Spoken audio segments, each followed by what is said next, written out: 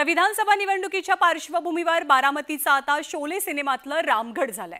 कारण बारामतीच्या राजकारणात आता गब्बरची एंट्री होतीये, पण हा गब्बर गोळ्या झाडत नाहीये, तर तो शाब्दिक बाण चालवू लागलेला आहे। या गब्बरनं आता कुणाच्या खांद्यावर कुणाचं ओझं या शीर्षकाखाली एक पत्र लिहिलेलं आहे आणि बारामतीकरांची व्यथा मांडली आहे। गब्बरच्या पत्राचा हा रोग पाहता या पत्रातनं शरद पवारांच्या राष्ट्रवादीला टोले लगावल्याची जोरदार चर्चा आहे। या पत्रातनं शरद पवारांवरती गंभीर आरोप करतानाच युगेंद्र पवारांना बारामतीकरांवरती लादू नका असं सूचक विधानही करण्यात आलंय। या पत्रात शरद पवारांना उद्देशून हा गब्बर म्हणतोय, बारामतीतल्या सुप्त गोष्टी मोठ्यानं आणि धाडसानं बोलणं म्हणजे साहेबांच्या विचारांना चॅलेंज आहे आणि न बोलणं म्हणजे तोंड दाबून लाथा बुक्क्यांचा मार, जो आपण भोळ्या भाबड्या बारामतीकरांना भावनिक करून लोकसभेला दिला। तुम्ही तर आता नवख्या लेकराला खुर्ची देऊन राजकारणाचा आणि तुमच्या विश्वासार्हतेचा पोरखेळ कडून संगीत खुर्ची मांडताय।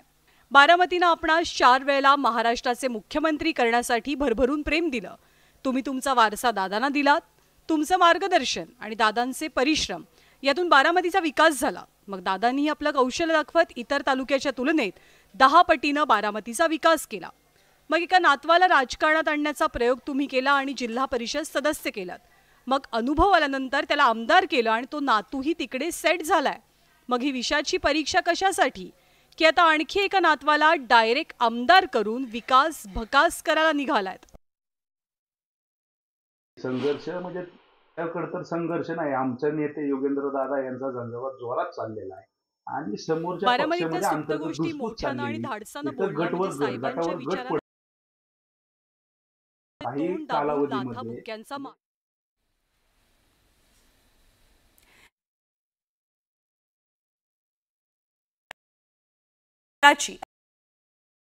अंदाजावरती या पत्रातनं टोले लगावले गेलेले आहेत। पण दादांना लिहिलेल्या निनावी पत्राविरोधात कार्यकर्त्यांचं वागणं, बोलणं, सांगणं आणि ऐकणं सुद्धा फार बदलून गेलंय। तुम्ही टीव्हीच्या मुलाखतीत आणि दादा आजकाल तुमचं वागणं, बोलणं, सांगणं आणि ऐकणं सुद्धा फार बदलून गेलंय। तुम्ही टीव्हीच्या मुलाखतीत आणि जनसन्मान यात्रेच्या भाषणात चूक झाली म्हणून जी काही जाहीर कबुली देताय, त्यामुळे तुमचं नेमकं चाललंय तरी काय? काल परवाच्या बारामतीतल्या सभेत तुम्ही बोललात, मात्र तुमचा सूर नेमका कळत नव्हता। तुम्ही खतखत व्यक्त करताय की सहानुभूती मिळवताय किंवा भावनिक कार्ड खेळताय की मन मोकळं करताय हे समजत नव्हतं आणि अजूनही समजलेलं नाही। कारण आता तुमच्या भाषणातला रांगडेपणा, स्पष्टपणा, रोखठोक आणि लढाऊपणा हरवलाय की काय अशी भीती वाटत राहते। आमचे कणखर दादा आम्हाला आता पहिल्यासारखे वाटत नाहीत।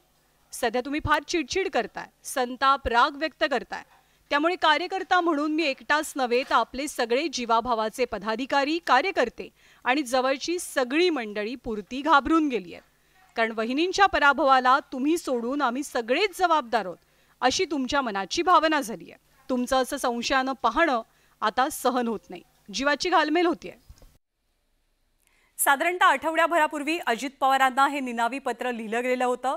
या पत्राची बारामतीत खूप जास्त चर्चा झाली। मग अजित पवारांच्या कार्यकर्त्यांनी पोलिसात धाव घेतली आहे आणि या पत्राचा खरा लेखक कोण हे शोधून काढण्याची मागणी केली आहे।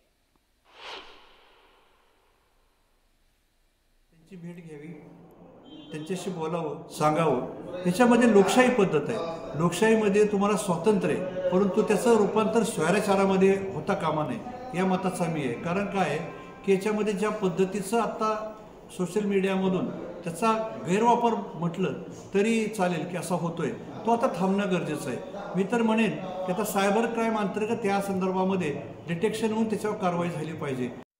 आणि लोकसभेनंतर आता विधानसभेच्या पार्श्वभूमीवरही बारामतीमध्ये सुरू असलेल्या या पत्रप्रपंचावरती युगेंद्र पवारांनीही भाष्य केलंय।